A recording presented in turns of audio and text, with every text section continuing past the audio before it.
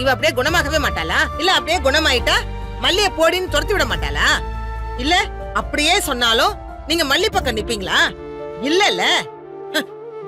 எப்படி இந்த நிலைமையில ரேணுகா விட்டு நீங்க வர முடியாதுன்னு சொல்றீங்களோ, அப்ப நீங்க ரேணுகா சொல்றதையும் கேட்காம இருக்க முடியாதுல்ல?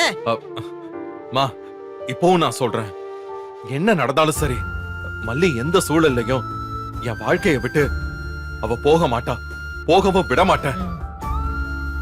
ஒருவேளை இவ குணமாயிட்டா கூட மல்லி இவளுக்காக என்னென்ன செஞ்சிருக்கான்னு எடுத்து சொல்லி புரிய வைப்பேன். இவ கண்டிப்பா மல்லிய புரிஞ்சுப்பா.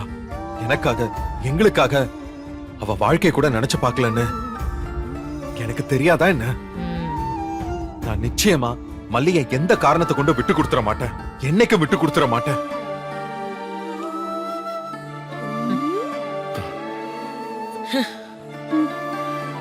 ஐயோ, இவ வேற நடுவுல வந்து என்ன பிள்ளை இதெல்லாம்?